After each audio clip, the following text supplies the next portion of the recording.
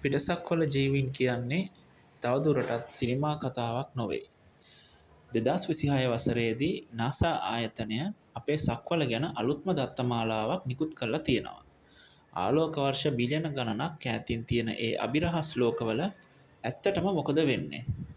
අද අපි කතා කරන්නේ කටකතා නෙවෙයි, විද්‍යාත්මකව තහවුරු කළ කරුණු ගැනයි. පෘථිවියේ ඉඳන් ආලෝක වර්ෂ 120ක් ඈතින් තියෙන K2 18b ග්‍රහලෝකය ගැන ඔබ අහලා තියෙනවාද? නාසාහි ජේම්ස් වෙබ් ස්පේස් ටෙලිස්කෝප් එක මගින් එහි වායු ගෝලයේ ඩල්මතිල් සල්ෆයිඩ් නැමැති වායුව ඇති බවට සාක්ෂි සොයාගෙන තිබෙනවා. පෘථිවියේ නම් මේ වායුව නිපදවන්නේ සාගරවල ඉන්න ශුක්‍ර ජීවීන් පමණයි.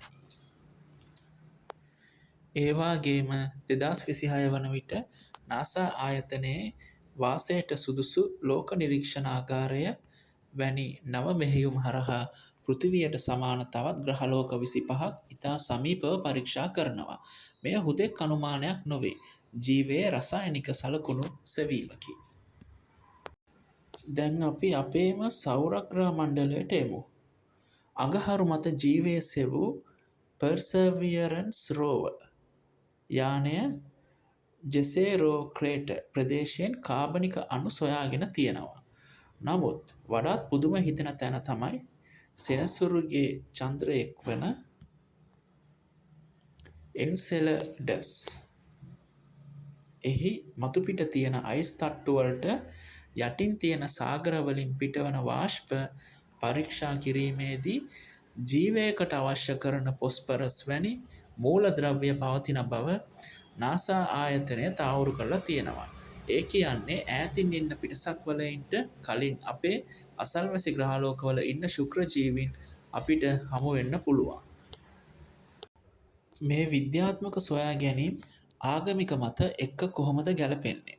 බුදුදහමේ චූලනී ලෝක ධාතුව වැනි සංකල්ප හරහා හිරු සඳු දහසක් ඇති ලෝක පද්ධති ගැන මීට වසර 2500කට පෙර විස්තර වුණා.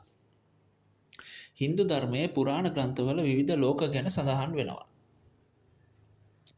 නූතන විද්‍යාව අද ඔප්පු කරමින් ඉන්නේ එදා ආගමික දර්ශනවල සඳහන් වූ අනන්ත වූ විශ්වයේ සැබෑ ස්වරූපයයි.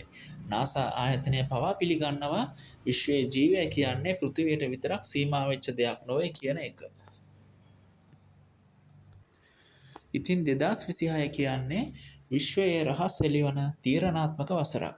අපි තනි වෙලා නැහැ කියන එකට සාක්ෂි දවසින් දවස එකතු වෙනවා. ඔබ හිතන්නේ මේ අවුරුද්දේදී නාසා එක පිටසක්වල ජීවීන් ගැන ස්ථීර ප්‍රකාශයක් කරයි කියලාද? පහලින් කමෙන්ට් කරන්න. මේ වීඩියෝ එක වටිනවා කියලා හිතනවා නම් ෂෙයා කරන්න. තවත් මෙවැනි විද්‍යාත්මක වීඩියෝ බලන්න අපිව සබ්ස්ක්‍රයිබ් කරන්න. Thank you.